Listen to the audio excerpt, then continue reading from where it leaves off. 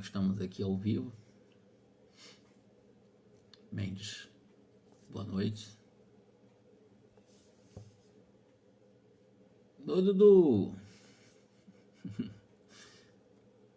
vamos fazer um início hoje numa reflexão de obreiro da vida eterna. É um pouco diferente do nosso lar. Nosso lar dá para fazer capítulo a capítulo. Essa obra tem capítulos que dá para 4 ou 5 capítulos do nosso lar. Então, o ideal é nós irmos lendo e aquilo que nos chama atenção, nos chamar a atenção, refletirmos juntos e ver o que nós... Tem coisas maravilhosas. Eu fiz a introdução, eu até escrevi um artigo sobre essa obra. Aliás, artigo não. Eu fiz uma reflexão para o início de uma conferência que eu fiz um tempo atrás. E informações assim maravilhosas assim, em relação àquela nossa vontade de querermos evoluir, de chegarmos ao cimo da evolução. Evoluirmos muito, todos nós temos esse destino e todos nós queremos isso, né? Crescer e ir para o píncaro da evolução. Mas é comum acontecer que esse desejo de nós querermos crescer muito, esquecidos que ficam atrás, né? Oi, Margarete. Nós estamos fazendo. Estamos fazendo, que Deus nos inspire. Muito obrigado, Margarete. Eu não estava reconhecendo, eu estava vendo só o som. Vamos lá, né? Como eu disse na introdução, Margarete, e foi você que sugeriu para nós fazermos essa obra, né? É uma coisa interessante que nós vamos ler devagarinho, pausadamente, sem nenhum tipo de preocupação, já que nós somos aprendizes da vida, nós somos aprendizes do Espiritismo. E eu relendo essa obra, eu aprendi muito, muito. Eu estou há 40 e poucos anos estudando Espiritismo. Quando nós retornamos à obra, eu disse, meu Deus do céu, quanta coisa passou batida em 40 anos. E às vezes até mesmo comportamento, um movimento psicológico, assim, de presunção, meio estranho que nós temos de vamos crescer, vamos evoluir, vamos chegar aos píncaros espirituais, esquecido de que, mesmo que nós evoluamos muito, os ingredientes da nossa evolução estão na Terra, na vida que nós estamos levando aqui com aquelas pessoas, até com os chamados obsessores, perseguidores, são seres, são substâncias ou são elementos que fizeram ou que fazem parte da nossa evolução. Por que que nós, ao pensarmos em evoluir muito, acabamos alguns, será que esquecem aqueles que ficam na retaguarda? E por que esquecer? E um grande exemplo nós vamos encontrar nessa obra, eu estou fazendo uma rápida rememoração do que eu li, é um Metelo, né? Metelo, ele era um completista. Completista é alguém que tem um propósito reencarnatório, e nesse propósito reencarnatório, do berço ao túmulo, que é um programa, um plano de reencarnação, então você tem um plano e tem um propósito. O plano são vários gêneros de experiências, né? Isso está ligado à família que você vai viver, às questões econômicas, o país que você vai viver, né? Enfim, vários gêneros de experiência do berço até a morte. O propósito não, o propósito é você desenvolver virtude nesses gêneros de experiências, que estão incluídas pessoas e circunstâncias, né? E na Terra são raríssimos os espíritos chamados completistas, são aqueles que conseguem realmente firmar um compromisso, ou seja, um compromisso com a espiritualidade para desenvolver um propósito, ou vários propósitos, e conseguirem fazer isso. São raros os que conseguem isso na Terra, raro, muito raro. Metelo foi um deles. Então, naturalmente, ele conta isso, eu vou mostrar para vocês, só estou antecipando o que ele diz. Quando ele estava indo para os píncaros espirituais, as regiões mais elevadas, por natureza, porque ele era uma pessoa boa, né? Mas a vontade dele realmente era chegar à luz, e mais do que justo pensarmos nisso, todos nós pensamos nisso, né? E ele percebeu que, em sentido contrário dessa sua ascensão, estava vindo exatamente uma corte de espíritos evoluídos, do qual Jesus se compunha. E ele quis saber com um deles, e nós vamos contar isso mais detalhadamente agora, né? Por que Jesus estava retornando?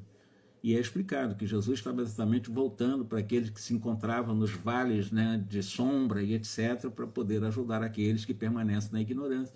Aí ele pensou, opa, eu estou pensando em encontrar o céu e de repente tantos que estão nas trevas. Aí ele refez toda, embora um espírito de muita luz, disse, não, eu vou lutar exatamente por essas pessoas que ignoram, que estão no vale das sombras, da dor, etc. E é o que ele está fazendo. E eu acho que é muito interessante nós pensarmos nisso, porque nós pensamos em evoluir, e essa gentinha, essas pessoas que não querem crescer, essas pessoas que são viciadas e tal, que merecem de cada um de nós misericórdia, por isso que no livro do Evangelho segundo o Espiritismo fala para que nós possamos ter misericórdia com os criminosos, são pessoas que estão na ignorância, estão na maldade, promovem maldade, mas em algum momento eles vão sair disso, né? Como o da crisálida sai, da alena sai da crisálida e se torna uma borboleta e vai voar. Todos os seres humanos um dia também vão voar. Nós já estudamos isso num livro Nosso Lar, né? Então é essa vinculação solidária com aqueles que ficam na retaguarda, né? Não só pensar só na luz, eu estou cheio de luz, não. Eu posso ter muita luz, mas eu não posso esquecer de quem estão nas sombras. Isso é importante mais. Esse livro nos leva muito a refletir sobre isso. São 20 capítulos. Nosso Lar são 50, né? Mas, como eu disse, tem capítulos daqui que valem por 5 do Nosso Lar. São capítulos muito longos, inclusive. E eu vou começar nessa reflexão com vocês com Emmanuel, quando ele vai fazer a apresentação do tema mais importante, né, do que nos espera após a morte, e como um prefácio, ou à guisa de prefácio, ele coloca o homem moderno, pesquisador das estratosferas e do subsolo, quer dizer, o homem que vai do subsolo à Lua, ele acaba esbarrando e está tangendo o tempo todo na sua ignorância ante o que ele chama os pórticos da catacumba, com a mesma aflição dos egípcios antigos, dos gregos antigos, dos romanos antigos. Isso equivale a dizer que o grande enigma do homem moderno também era o grande enigma dos homens antigos, das civilizações antigas, que é a vida após a morte, que é o túmulo, que é o que ele chama pórticos da catacumba ou os pórticos da sepultura. O que nos aguarda? O que nos espera após a morte?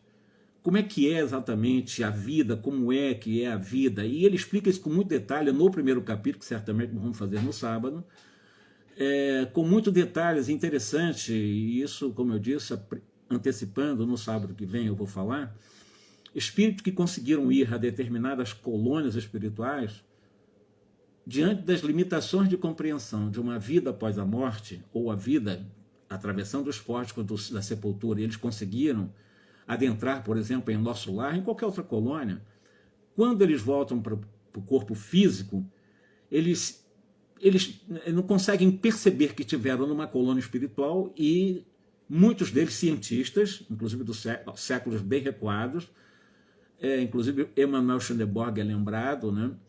Eles acharam que estiveram em outro planeta. É interessante isso, né? Eles acharam que estiveram em outro planeta, um fala em Vênus, outro fala em algum planeta do sistema solar, e que lá a vida era igual aqui e tal. Emanuel Swedenborg chega a entrar nos absurdos dos vícios humanos como tivessem no mundo espiritual. Ele se equivocou em muitas coisas do que ele falou. Emanuel Swedenborg, em torno de 100 anos antes do Espiritismo, 80 anos antes do Espiritismo, o Swedenborg, ele traz para nós algumas informações dessa vida além túmulo, mas de uma forma muito pessoal, com um colorido muito dele, né? Inclusive muito catolizante, né? Uma visão muito católica da vida do mundo espiritual. Ele não tinha uma visão exata de como era uma colônia espiritual. Então ele vai falar exatamente isso, né? Que o homem moderno, o homem de hoje, o homem da ciência, do materialismo, o homem da física quântica, o homem super intelectualizado, ainda está esbarrando, ele não consegue ultrapassar esses pórticos da vida após a morte, né? E isso o aflige, uma aflição que o acompanha já milenarmente, que ele vai falar exatamente essa mesma aflição que acompanhou, olha, os egípcios, que nós falamos em A Caminho da Luz, quem eram os egípcios, muito evoluídos em relação à vida após a morte, os gregos, os romanos da mesma forma. Hoje não mudou muito daquilo, não avançamos muito, embora tenhamos uma nova revelação, embora já tenhamos o espiritismo.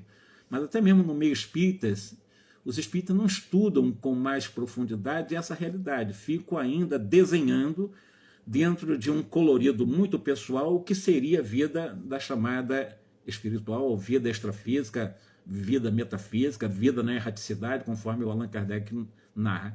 Porque os espíritas, muitos deles não refletem sobre isso.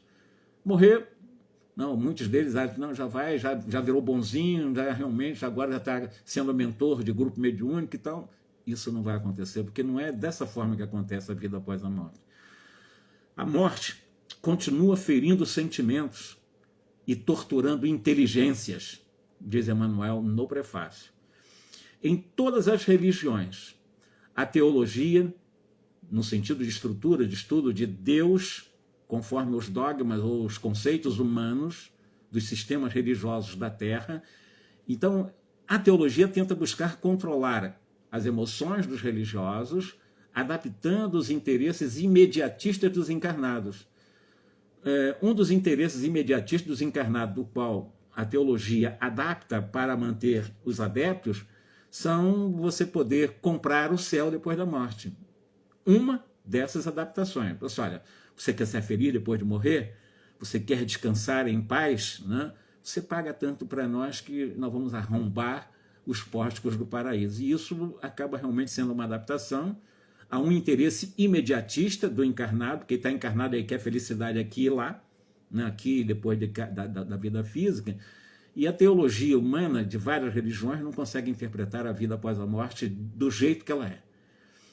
Aí ele vai falando que a teologia criou regiões, espaços, no além, tentando padronizar supostas leis divinas, muitas delas muito pueris, decretadas inclusive por reis medievais, né? E os próprios reis decretavam essas regiões no mundo chamado espiritual, isso já desde a Idade Média, e vocês não tenham dúvida de que até hoje, embora vivamos na chamada Idade Contemporânea, a mente do ser humano da Idade Contemporânea ainda é uma mente medieval, ainda é uma mente vinculada à culpa, ao medo, ao castigo, à obediência, à cegueira, uma fé cega, ao dogmatismo, aos ritualismos, às promessas absolutamente inúteis em relação à verdadeira compreensão para uma tentativa de uma adaptação para uma vida feliz fora da Terra. Não vai ser com promessas, é claro, é com comportamento, e muito individual. O comportamento é individual. Eu não posso ser bom e passar a conquista da minha bondade para quem não quer ser bom, ainda que seja ligado ao meu coração, porque é um trabalho individual. Indiscutivelmente, regiões de angústias, de autopunições, de dores reparadoras existem nas várias dimensões do universo. Então, o universo tem várias dimensões e nesses vários campos de energias existem muitas dores, claro. Nós já conhecemos, o próprio André Luiz vai explicar, no próprio nosso lar, nós vamos entender os 3 níveis do nosso lar, do umbral, a partir da crosta, e os subníveis que estão abaixo da crosta. Então, existem várias dimensões no universo.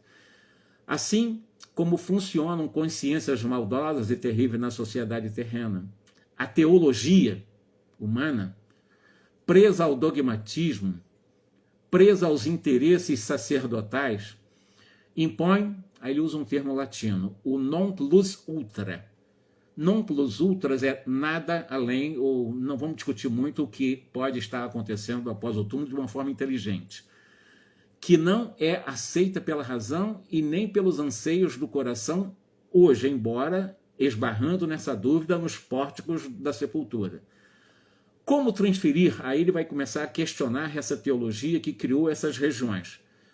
Como transferir para o inferno aquele que se emaranhou no mal por ignorância?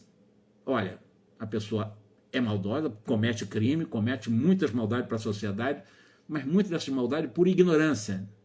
Ignorância. Não tem uma noção exata de aferição consciencial do que está fazendo.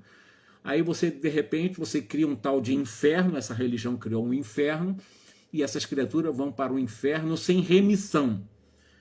Então é um inferno que você não tem como se arrepender mais, é lá e é para sempre. É uma legislação humana, teológica humana, que não tem nada a ver com a realidade.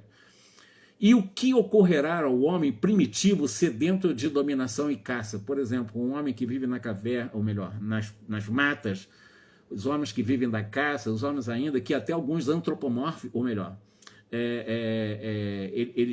eles gostam de... Gostam não. Eles ainda estão muito ligados a um processo de até se alimentar de seres humanos, né?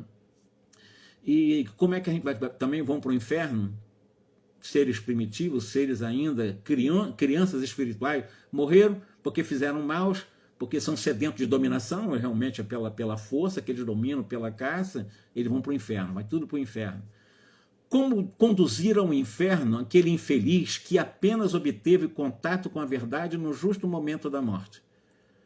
Porque é muito comum também acontecer, e a gente conhece histórias, de pessoas que estão muito próximos de desencarnar, se arrependem, ou pelo menos criam um processo de arrependimento, ou suposto arrependimento, e por esse arrependimento já no limite da morte, de repente recebe uma absolvição, e uma absolvição de alguém que supostamente representa Deus, tem essa autoridade, vou te absolver, então você vai para o céu.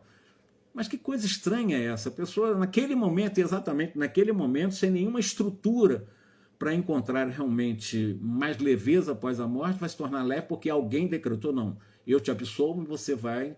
Que sacerdote tem esse poder? E não vai acontecer dessa forma, não acontece dessa forma. São as informações equivocadas que as religiões nos impuseram. Qual a tarefa caracterizará a atividade das almas redimidas na corte celestial? Diz Emmanuel. Se transformarão, aí ele faz uma comparação interessantíssima quando diz assim, se transformarão em espírito muito luminoso, apóstolos aposentados, mas uma aposentadoria compulsória sob eterna melancolia, com aquelas cornetas ou aquelas, né, trombetas chatas de anjos criados pela teologia. Aí você vai ficar descansando eternamente ao lado direito de Deus, e de repente essa transformação apostolar daquelas pessoas que foram boas ficam aposentadas compulsoriamente ao lado do Deus, com aqueles corneteiros tocando música chata. Quer dizer, mas muitos acreditam nisso. Muitos ainda alimentam, eu estou usando o termo jocoso, porque ainda se acredita nisso. Eu vou para o céu, vou para ficar do lado de Deus, com aqueles anjos tocando aquelas cornetas, não sei o quê. Mas ainda se acredita, há um analfabetismo muito grande. Essa transformação de pessoas boas em apóstolos aposentados de forma compulsória, ao lado de um criador, escutando aquelas eternas músicas melancólicas, isso é coisa ainda que está na cabeça, como eu disse, medieval de muitos religiosos. Ainda é uma ideia medieval, mas muitos religiosos ainda acreditam nisso, né? Como sentir-se-ia no paraíso um pai carinhoso? Aí olha só que coisa interessante, em relação àqueles que criaram a ideia do inferno, tu vai para o inferno. Eles discutem o inferno com seriedade. Não estou discutindo a seriedade dele, mas acreditam nisso. Na teologia dele, o inferno é real. É um espaço real. O inferno não é consciencial, não. É um espaço criado por essa teologia. Aí vai mostrar para nós exatamente, né, que uma pessoa, por exemplo, um pai, a mãe, ou seja lá que for, ele vai pelo menos citar primeiramente o pai, né? O pai vai para o paraíso, conforme essa teologia, que criou ou adaptou essas regiões aí após a morte, mas é um pai carinhoso. Mas os seus filhos estão entregues ao Satã. E aí? Como é que fica, então, esse pai carinhoso, bondoso, que chegou à luz, tornou um aposentado compulsório ao lado de Deus, e o seu filho, né, já que foi um pai carinhoso e conseguiu ficar ao lado de Deus, como é que ele vai encarar seus filhos que estejam entregues a um tal de Satã que foi criado? Como é que a gente vê isso? Então, exatamente o Emmanuel reflete que é uma coisa muito estranha, né? Um pai bondoso ver se aqueles que foram seu filho na encarnação, naquela encarnação, serem dominados por um tal de Satã. Que felicidade viverá a esposa dedicada, fiel, que tem um esposo nas chamas consumidoras do inferno? Da mesma forma. Assim como o pai, uma esposa ou um esposo fiel, né, ligado com essa dedicação à família, a esposa e o esposo, da mesma forma, um desencarna, um vai bem, vai ficar bem, né, no chamado Pincas dos Paraísos, né, E o esposo, né, aquele companheiro que teve uma vida inteira de experiência com ela, está numa chamada chama consumidora do inferno, que é o que se prega por aí. Quer dizer, como é que essa mulher, ou esse homem, ou esse espírito, ou esse marido, ou essa esposa vai se sentir nessas condições? Né? A pessoa que eu tanto amei está no inferno, sendo consumido lá, né, com aqueles tridentes daqueles satãs, né, carcomendo lá, com um sofrimento que não terá mais fim. E será que realmente não dá para a gente dar uma sacudida na consciência assim? Peraí, tem alguma coisa errada nisso daí, tem uma coisa que a gente tem que repensar muito. Estaria Deus tão pobre de recursos a ponto de impedir, no além, o benefício da cooperação legítima, aliás, auxílio que os homens falíveis e deficientes na terra incentivam e protegem? Aí ele faz a comparação em relação ao pai, né, que vê um filho sofrendo muito, a esposa ou o esposo vendo o seu consorte também sofrendo muito nas regiões que eles criaram, do inferno que eles criaram, e de repente você não consegue impedir ou não conseguir movimentar algum benefício de cooperação legítima para eles. Não, está no inferno para sempre. Se na própria terra, nós que somos seres inferiores, nós que temos ainda tantas pendências morais, nós na terra já criamos bases, estruturas de auxílio. Então nós que somos extremamente falíveis, deficientes moralmente, nós incentivamos e protegemos as pessoas através desse processo cooperativo. Se na terra nós fazemos isso, imagina as regiões superiores. Como é que é importante a colaboração, como é que é importante o auxílio, a cooperação. Então, como não o filho ou o pai vai ver um filho nessas condições e não vai auxiliar para tirar de lá? Essa é uma visão que o Emmanuel vai dar no prefácio da obra. Eu estou apenas fazendo o prefácio daquilo que nós vamos estudar. Seriam negadas possibilidades de evolução aos desencarnados quando na Terra há fenômenos de evolução para todas as formas e todos os seres? Outra coisa interessantíssima, que ele vai continuar. Ele vai falar de trabalho proativo. Será no mundo espiritual elevado, né, desconhecido, esse trabalho proativo quando a própria natureza na Terra, bem material mesmo, consegue repartir missões de serviço com todas as criaturas, desde o verme, daquele que está lá no subsolo, até o homem mais elevado, mais intelectualizado, dentro dessa visão realmente de cooperação ou de evolução? Será que seriam negadas essas possibilidades de evolução? Já que o homem também, e na Terra, o processo evolutivo, e ele vai mostrar exatamente isso, né? Que a mecânica da natureza é um processo de permanente evolução. As criaturas evoluem do verme ao homem, do átomo ao arcanjo. Esse é uma lei, chama lei de evolução. Então a lei de evolução funciona na Terra e não funciona no chamado além, porque existe um inferno eterno, ou quando muito um purgatório, até o juízo final. Depois do juízo final fica no eterno inferno. E é a lei de evolução? Não vai sair nunca desse tal de inferno?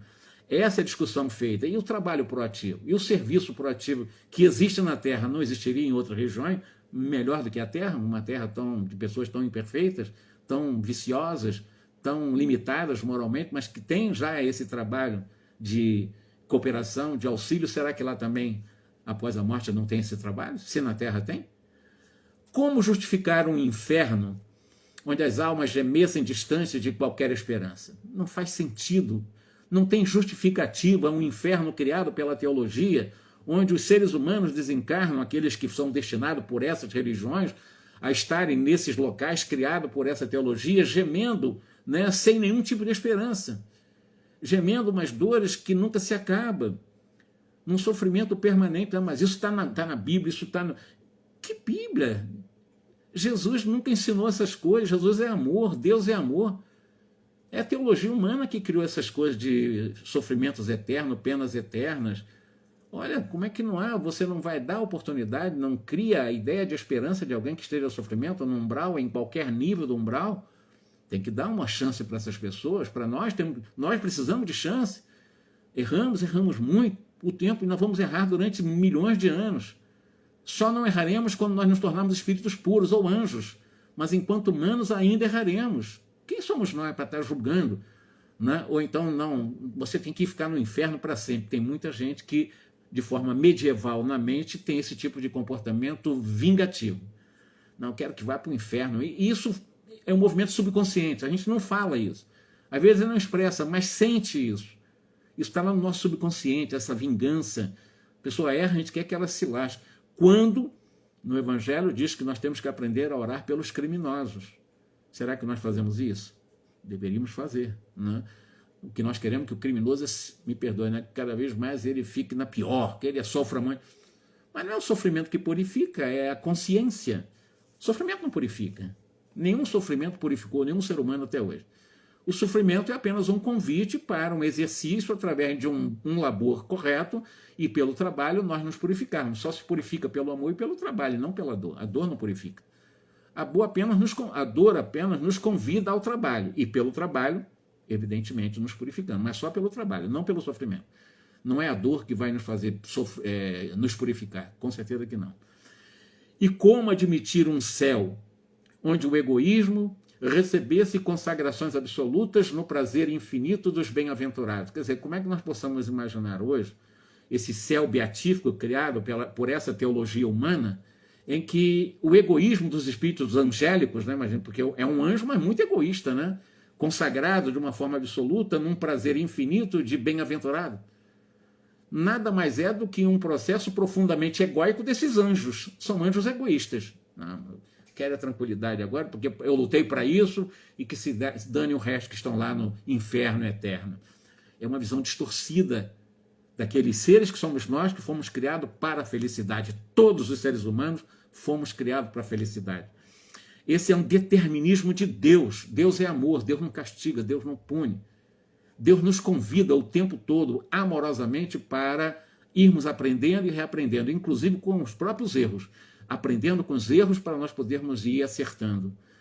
Sem nenhuma compaixão, diz ele aqui, pelos deserdados do benefício, porque caíram ingênuos nas armadilhas do sofrimento. Ou seja, anjos, né, numa consagração absoluta de um prazer infinito de bem-aventurados, mas sem compaixão daqueles que não conseguiram o que eles estão conseguindo, que eles conseguiram na sua evolução. O que eu falei no começo. Tem seres que acham que quer chegar à luz, esquecidos que estão na retaguarda, nos vales de sombra. Não tem como, aí seria um egoísmo. Eu sou um espírito superior, sim, eu consegui, sou um anjo, mas como é que eu imaginar um anjo egoísta? Um anjo que fica exatamente dentro desse mundo egóico, né, recebendo essa consagração absoluta de um prazer infinito, de um bem-aventurado, sabendo que existem exatamente as criaturas que se deixaram cair pelas armadilhas da ignorância e no sofrimento. Se entre as mais afastadas coletividades de escuras zonas carnais, ou seja, da sociedade humana, se associam legiões de assistências fraternas amparando ignorantes e infelizes, comparação interessante, né? Você falar em céu beatífico para sempre, o inferno também de um sofrimento eterno, quando entre nós existem coletividades, né, em lugares bem distantes, inclusive, que eles já têm todo um serviço de assistência fraternal, de amparo mútuo, sobretudo os que ignoram, os infelizes. A gente vê muito essa solidariedade já na Terra. Imagine em regiões superiores. A mesma solidariedade em grau muito mais elevado existe. Então não existe negócio de céu, de bem-aventurado para sempre, enquanto tiver uma lágrima de alguém que caiu desgraçadamente por ignorância na maldade. Não existe isso, né? A humanidade na Terra é a soma de todos nós. Então um anjo que chega a uma condição, metaforicamente, né, angelical puro, e se ele se fechar nessa aspa pureza, porque conquistou, claro, ele conquistou isso, mas se ele não tiver vínculo e o compromisso de também manter as mãos estendidas para reerguer o que se mantém nos vales da sombra, da ignorância e do mal, esse não é anjo, é um pseudo-anjo, embora ele ache que seja anjo. Mas como é que pode ser um anjo com egoísmo, né? São interrogações oportunas para os teólogos sinceros da atualidade. Então são indagações que o Emmanuel faz para esse tipo de vida pós-morte muito estranho, de céu, de inferno, depois mais tarde a própria teologia humana criou o purgatório, e com interesses muito mesquinhos, porque o purgatório foi uma possibilidade de um ser humano desencarnar vinculado a tal religião, em que ele não vá para o inferno. Então vão segurar a barra, não vão mandar ir para o inferno agora não, vão dizer que existe o purgatório, por enquanto eles estão purgando. Purgatório, estão em processo de purgação, ainda não estão no inferno. Vai haver o dia do juízo final, então vamos tentar negociar para tirar esse que está destinado ao inferno, mandar para o céu. Como? Pagando a igreja. Vamos pagar para a igreja para dar o perdão. Quando você dá o perdão, ele já não vai para o inferno eterno, ele vai agora para a bem-aventurança eterna. Isso é teologia. é criada e ainda sustentada e defendida por bilhões de seres humanos na Terra. Bilhões de seres humanos na Terra acreditam nisso.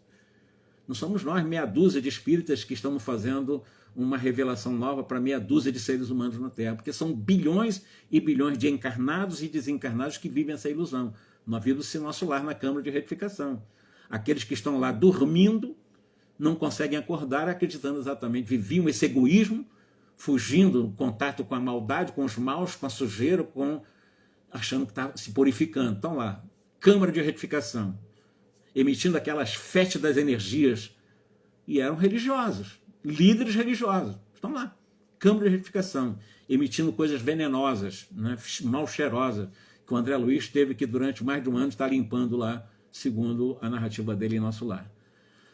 Não para os que tentam conjugar esforços na solução do grande e endevassado problema da humanidade, que é a questão da vida após morte. O Espiritismo começou o inapreciável trabalho de conformar a continuação da vida além da morte como um fenômeno natural do caminho de crescimento, de ascensão, de elevação. Então o Espiritismo começou, não é a palavra final, apenas deu início a esse trabalho de fazer essa conformação em face, de rasgarmos essas portas do sepulcro, para que nós possamos entender o fenômeno natural na Terra e fora da Terra do nosso crescimento, da nossa ascensão moral. Isso naturalmente acontece e vai acontecer, como eu disse na questão 115 do Livro dos Espíritos, nós todos fomos criados para a pura e eterna felicidade. Se nós fomos criados para a felicidade, ninguém, nada, absolutamente vai conseguir tirar-nos dessa rota. Eu posso demorar a chegar lá, outros podem ir até mais rápido, mas nós chegaremos. Isso é maravilhoso, saber que Deus nos criou para isso, porque Deus ama. Deus não nos odeia, Deus não privilegia, não, ele é da religião, então Deus está com aquele religioso e não está com aquele outro religioso. Não, Deus ama todas as criaturas de qualquer cultura, de qualquer religião, encarnado ou desencarnado, da Terra, fora da Terra, de todo o universo. Porque Deus ama, Deus é amor. Múltiplas esferas de atividades espiritual interpenetram-se nos diversos setores da existência. Outra afirmação no prefácio da obra Obreiro da Vida Eterna. Múltiplas esferas de atividade espiritual. Tu tem atividade espiritual na esfera física, que é a nossa vida aqui, encarnado, na esfera extrafísica, na erraticidade, como Allan Kardec chamou, que são os níveis do chamado umbral, que é uma palavra utilizada por André Luiz, nenhum outro usou esse termo, a não ser André Luiz, umbral, e umbral com seus níveis, né, mais densos, né, são regiões mais pesadas, onde está o pai de André Luiz, estava, né, as regiões intermediárias, onde estão vários postos avançados de trabalho, de socorro, desobsessão, etc., e também a região mais, digamos assim, ainda do umbral, mas uma região mais refinada, digamos assim, mas ainda em frequências da humanidade, que é onde estão as cidades espirituais ou as colônias espirituais, que são colônias transitórias, como o Nosso Lar é uma delas, né? Então são essas múltiplas esferas de atividade espiritual que se interpenetram-se em diversos setores da existência. A morte não elimina a necessidade da colaboração, do amparo mútuo, da intercessão confortadora, do serviço evolutivo. As dimensões vibratórias do universo são infinitas, como infinitos são os mundos que povoam a imensidade. Considerando a infinitude dos mundos que, como ele fala aqui, povoam a imensidade do cosmos, conhecido e desconhecido, evidentemente essas várias dimensões vibratórias do universo, na sua infinitude, né, são um convite para o trabalho permanente. O trabalho permanente. Eu repito, o trabalho permanente. Todo espírita, ele trabalha aqui na Terra e procura trabalhar aqui na Terra, primeiro se trabalhando, né, trabalhando as suas emoções, trabalhando as suas virtudes, para que ele possa estar se preparando para mais trabalho após a desencarnação, e não o contrário. Não, eu vou trabalhar muito para eu poder descansar em nosso lar, ficar de papo por ar lá, naqueles bosques, naquelas árvores maravilhosas assim, mas vou ficar lá sem trabalhar o bônus horas, que é o trabalho ao público e à cidade e à colônia. Trabalhar para o outro, tornarmos servidores públicos, digamos assim, de nosso lar ou qualquer outra colônia. Então, essa é a ideia do verdadeiro espírita. O espírita consciente, com a consciência desperta, quando nós despertamos a consciência, dizemos, eu, quando desencarnar, eu quero é trabalhar e muito mais do que trabalho aqui. E quando alguém me visitar, em qualquer momento que me visitar, dessas visitas que a espiritualidade faça ligado a nós, que ele nos encontre trabalhando também. E o trabalho tem vários aspectos de atividade. O trabalho nosso é o trabalho da mente, é o trabalho da nossa capacidade consciencial. É o trabalho de como eu estou pensando, porque o meu pensamento me leva a sentimentos que me levam às emoções. E eu consigo trabalhar resolvendo pensamento, sentimento e as emoções pela vontade. A vontade sou eu, o divino. Se eu me deixar levar pelos desejos, o desejo é exatamente os meus apelos transitórios. Eu desejo isso, desejo ser anjo, é uma coisa transitória, é um desejo inócuo, né? É claro que nós temos que trabalhar na vontade para ascendermos, mas o desejo de ser anjo é apenas alimentar o mundo sombrio nosso, que é o mundo egóico, não a nossa essência, a nossa consciência, a nossa realidade. Então, considerando esse povoamento da imensidade nessas dimensões vibratórias do universo infinito, ninguém morre. Ninguém morre. As pessoas, o Emmanuel lhe diz que a vida é infinita, é uma fonte inesgotável, a vida. Tem pessoas que entram em desespero, não gostam de viver, não gostam de si, se auto-rejeitam o tempo todo, e se rebelam contra as leis divinas, contra Deus, etc. E nessa rebeldia acabam descompensando as próprias funções do cérebro, entram em processos mais graves de depressões mais profundas e muitos tentam matar a vida. E alguns conseguem matar o corpo, sim, mas não conseguem matar a vida, porque a vida vai continuar. Aliás, vai ser a grande decepção delas. Mataram o corpo, mas não mataram a vida. Então, porque na maioria desses casos, as pessoas na realidade estão querendo matar a vida, eles tentam matar a dor. Eles querem matar a dor, eles nem querem se matar, querem tentar matar a dor e não sabem quantos se matam, né? Mas na realidade ninguém consegue matar a vida, ninguém morre, né? O corpo morre, mas nós somos para sempre. Nós somos, depois de criados, na relatividade, nós somos eternos, né? O aperfeiçoamento prossegue em toda parte. A vida renova, a vida purifica, a vida eleva os múltiplos quadros dos seus servidores, conduzindo-os vitoriosa à união suprema com a divindade. Isso é um fato real, considerando que dentro dos princípios das leis divinas de renovação, de purificação, de elevação, nos vários setores de trabalho e de serviço, nós estamos sendo convidados e também somos conduzidos dentro da nossa criação, pura e eterna felicidade, para nos tornarmos vitoriosos. Se nós olharmos o nosso passado, muitas pessoas, mas eu errei muito no passado. Não, nós temos mapas maravilhosos do passado também, meus irmãos. Não temos só erro no passado, não. Nós temos muita coisa muito bem resolvida dentro de nós. Nós é que não valorizamos as coisas bem resolvidas dentro de nós. Nós não valorizamos, nós ficamos só nas coisas mal resolvidas que nós não resolvemos ainda. Mas se nós formos analisar o nosso mapa interior de nossa evolução para chegar onde nós chegamos aqui, vocês que estão aí agora, nós já temos realmente muita coisa muito bem resolvida em nossa trajetória assim.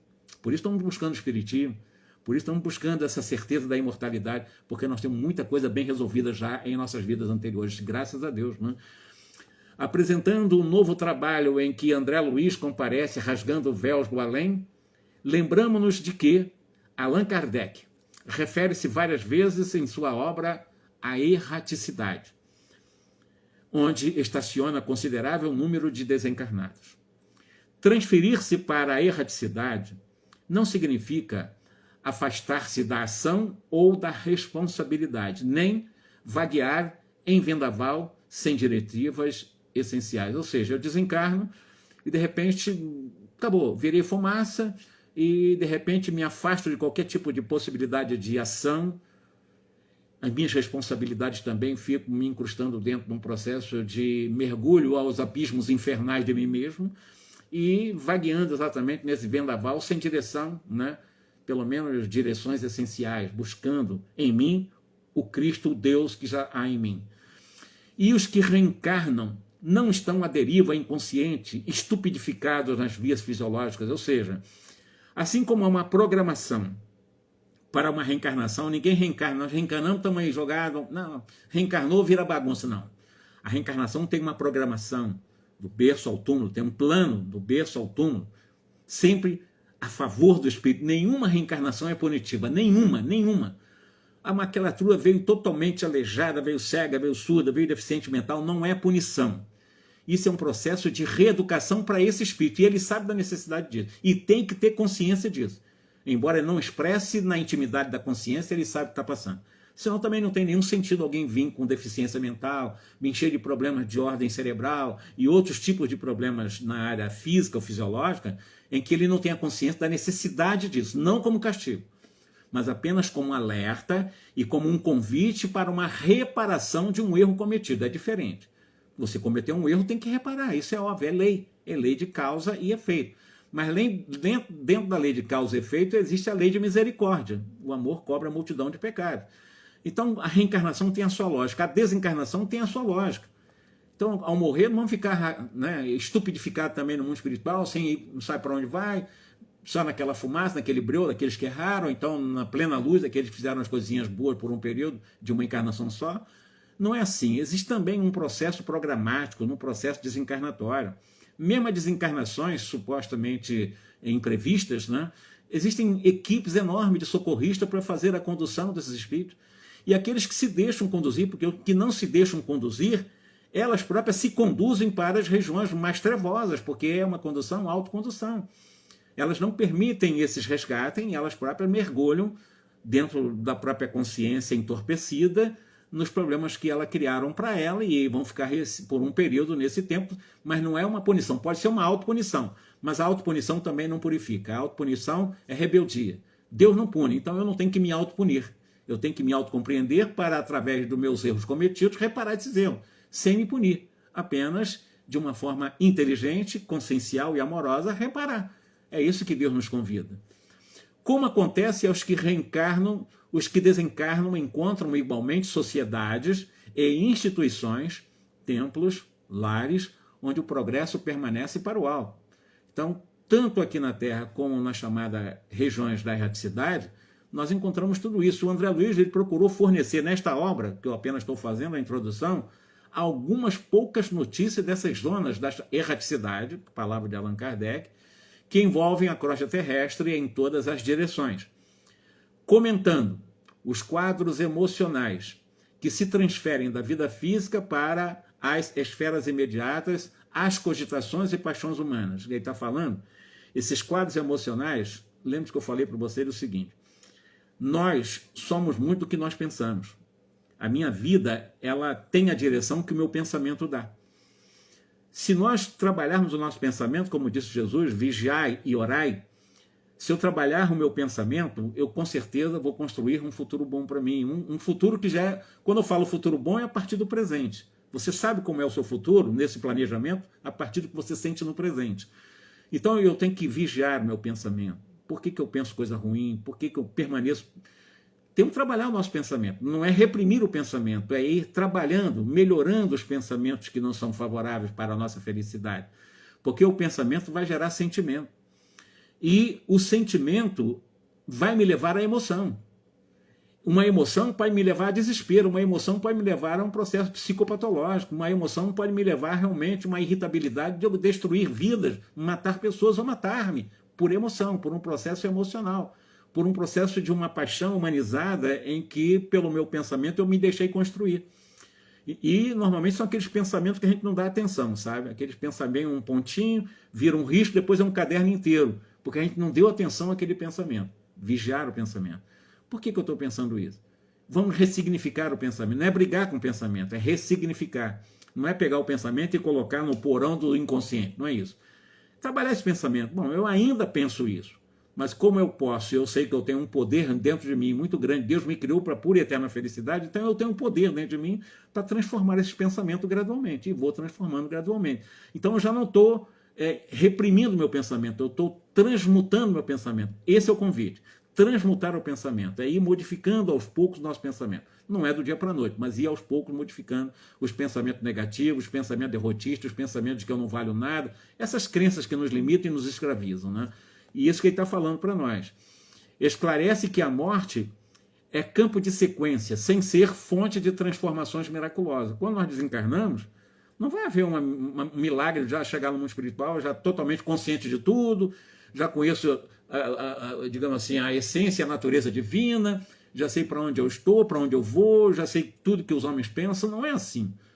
A morte não dá essa guinada de transformação da nossa intimidade. A morte é a continuação da vida. Não tem como ser diferente. Nosso lar prova isso. Nosso lar tem 500 anos de construção e nosso lar é uma colônia transitória para albergar aqueles seres que estamos vinculados à terra, à vida terrena, condicionado aos interesses e às paixões da terra ainda. Seja no campo da sexualidade, da alimentação, do orgulho, da vaidade, do poder. Por isso nós estagiamos em nosso lar, nos preparando para nos moralizar, reencarnar e para a gente poder ir para colônias até superiores ao nosso lar, através de um trabalho permanente. Mas continuando, naturalmente, a estranheza visitará os companheiros menos avisados e a ironia surgirá. Não importa, porém, Jesus, que é o Cristo de Deus, recebeu também manifestações de sarcasmo, da ignorância e da leviandade.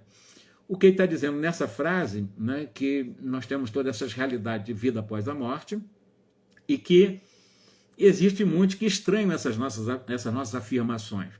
Os descrentes, aqueles que não, para eles tudo é mentira, tudo é ficção, tudo é fantasia, o que eu estou falando aqui, o que o Manuel está falando. Então essa estranheza que visita essas pessoas menos avisadas, que se tornam irônicos, né? Evidentemente ele faz uma comparação. Jesus também foi ironizado. Jesus também recebeu manifestações de sarcasmo, da ignorância, da leviandade. Se Jesus passou por isso, quem somos nós? Né? Vamos passar por isso também. Jesus também, que veio trazer essa verdade da imortalidade, sofreu ironias. Por que motivo nós outros, simples cooperadores de outro mundo, teríamos de ser intangíveis? Prossigamos, pois, no serviço da verdade e do bem, cheios de otimismo, de bom ânimo, a caminho de Jesus e com Jesus no coração. Eu vou deixar para próximo, então, no próximo sábado, nós entrarmos em Convite ao Bem, né? Ele vai começar, esse capítulo também é longo, talvez nem dê para terminar esse sábado, não estou preocupado em terminar um capítulo, vamos refletir como eu estou fazendo aqui, eu fiz até aqui, em um prefácio da obra, né, que foi publicada, esse prefácio é de 25 de março de 1946. Essas palavras são de Emmanuel, tá? Do livro Obreiro da Vida Eterna. Como eu disse, né, eu agradeço a companhia de vocês, aqueles, eu sei que tem uns que botam no ouvido e fazem caminhada, ouvem uma palestra. Eu mesmo já lavei, eu estou lavando louça e estou recebendo aula, eu boto no meu ouvido e ouço um celular. Então, a presença de uma live dessa, né, é interessante. Você pode estar falando qualquer coisa, né? Você pode até, não é adequado, mas você tiver lá o Bluetooth, né, num carro, você pode ouvir dirigindo um carro também, sem nenhum problema. O importante é isso, é aprendermos essas verdades, né, que agora nós vamos entrar nos capítulos. São capítulos maravilhosos, fantásticos. O prefácio já mostra para nós aonde nós vamos entrar, né? Céu, inferno, como é que é isso e tal. Muito interessante, então, para que nós possamos refletir. Afinal de contas, nós estamos refletindo para melhorarmos o nosso pensamento, melhorar o nosso sentimento, melhorar a nossa emoção e coroar tudo isso pela vontade. Não nos deixar levar pelos desejos, mas pela vontade. A vontade é sublime em nós, a vontade é o Deus em nós, a vontade é o Cristo em nós. Vamos trabalhar a nossa vontade. A vontade é querer, tá? Quando eu quero, eu posso. Se eu posso, eu consigo, né? E se eu consigo, eu sou capaz. E eu mereço, porque eu sou filho de Deus. Então eu mereço. Eu não mereço, eu não valho nada, eu não dou conta, eu sou um lixo. Não, eu mereço, eu sou filho de Deus. Eu mereço tudo de bom da vida. Agora eu tenho que ir atrás, né? Mas tudo de bom porque eu já sou, por natureza, criado à imagem e semelhança de Deus. Então eu mereço tudo de bom da vida. Que Jesus nos abençoe, meus irmãos. Boa noite e até sábado que vem, para que nós possamos continuar agora no primeiro capítulo, devagarinho, aprendendo com André Luiz. Ótima noite para todos. Gratidão também, tá? Um grande abraço para todos vocês.